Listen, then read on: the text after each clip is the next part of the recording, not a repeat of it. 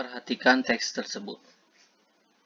Pada tahun 2018, perekonomian Indonesia tumbuh sebesar 5,17%. Angka ini melanjutkan tren perbaikan setelah mencapai titik terendah pada tahun 2015.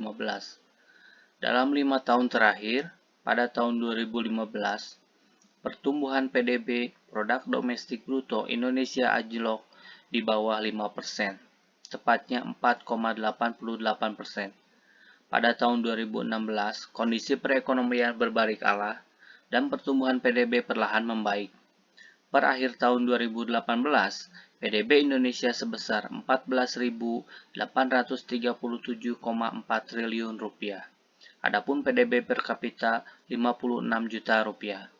Pertumbuhan ekonomi yang secara tahunan cukup baik ditopang oleh pertumbuhan konsumsi dan investasi yang lumayan baik juga menjadi penggerak ekonomi tahun ini. Berdasarkan data BPS yang dirilis Rabu 6/2/2019, konsumsi rumah tangga pada Januari sampai Desember 2018 tumbuh 5,05% dan sumbangannya terhadap pertumbuhan ekonomi 2,74%. Sementara investasi yang tumbuh 6,67% menyumbang 2,17% terhadap pertumbuhan PDB 2018.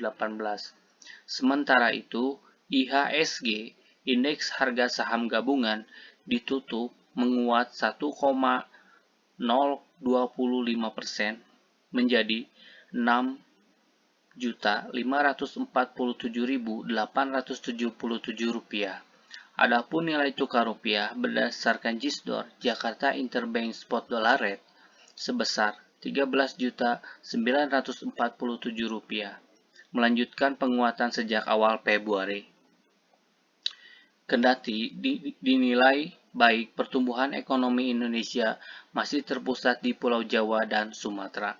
Kontribusi Sumatera dan Jawa terhadap PDB 2018 masing-masing 58,48% dan 21,58%.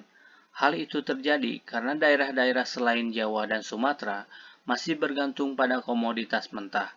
Akibatnya, pertumbuhan PDB di daerah yang bergantung pada komoditas mentah melambat. Sebagai contoh, pertumbuhan ekonomi Kalimantan yang pada tahun 2017 sebesar 4,33% turun menjadi 3,91% pada tahun 2018. Adapun Sulawesi yang perekonomiannya tumbuh 6,99% pada tahun 2017 turun menjadi 6,65% pada tahun 2018. Para ahli berpendapat gejolak harga komoditas global akan mempengaruhi pertumbuhan ekonomi di daerah-daerah yang bergantung pada komoditas mentah. Kondisi ini harus diantisipasi pemerintah dengan segera merealisasikan hilirisasi industri. Pertanyaannya, perhatikan teks tersebut. Manakah simpulan berikut yang paling mungkin benar?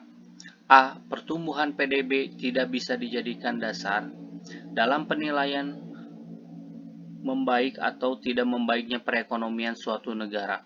B. Perekonomian Indonesia mengalami masa suram karena anjloknya pertumbuhan PDB, yakni di bawah 5% pada tahun 2015. C. Perekonomian Indonesia tahun 2018 menunjukkan tren membaik karena ditopang oleh pertumbuhan konsumsi dan investasi. D. Meskipun sempat tumbuh tidak menggembirakan selama 5 tahun terakhir, perekonomian Indonesia kembali menjadi terbaik di tahun 2018. E. Kontribusi Pulau Jawa dan Sumatera masih sangat dominan terhadap pertumbuhan PDB Indonesia dalam beberapa tahun ini. Jawaban yang tepat adalah C. Simpulan yang paling mungkin benar tentang teks tersebut adalah perekonomian Indonesia tahun 2018 menunjukkan tren membaik karena ditopang oleh pertumbuhan konsumsi dan investasi.